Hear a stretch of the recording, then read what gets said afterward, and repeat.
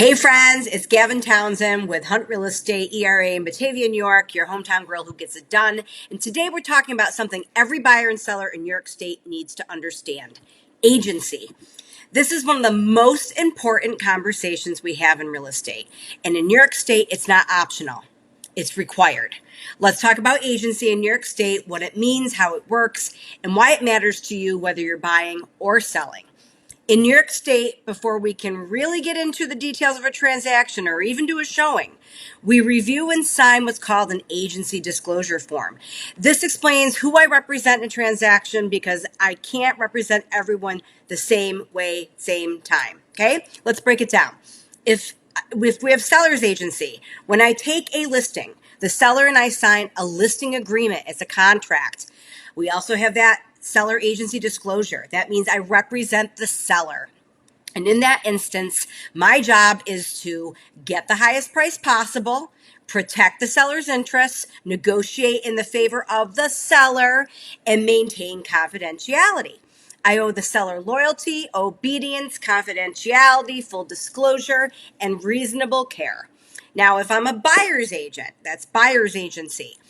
If you're buying, we can enter into a buyer agency agreement. It too is a contract. That means I represent you as the buyer, not the seller.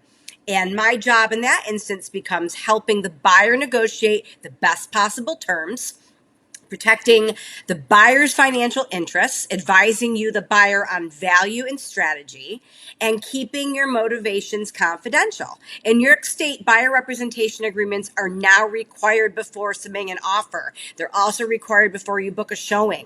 This protects buyers and clearly outlines compensation and expectations. Then there's dual agency. And dual agency happens when, let's say, I represent both the buyer and the seller in the same transaction.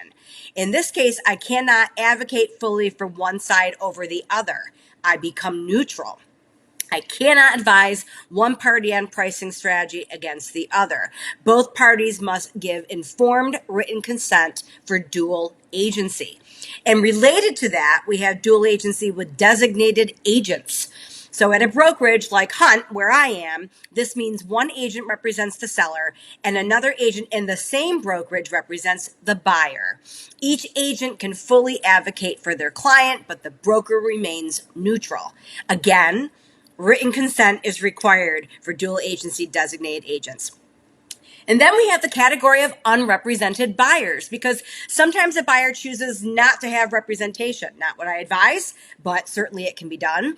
And if that buyer comes directly to the listing agent, that agent still represents the seller. And that means the listing agent cannot give the buyer advice, cannot negotiate on their behalf, cannot provide confidential guidance. The buyer is considered a customer, which is very different than being a client of that agent. And that's a very big difference. So bottom line, agency defines who I, the agent, work for and how I protect you, my client, in those client instances. And I work only with clients.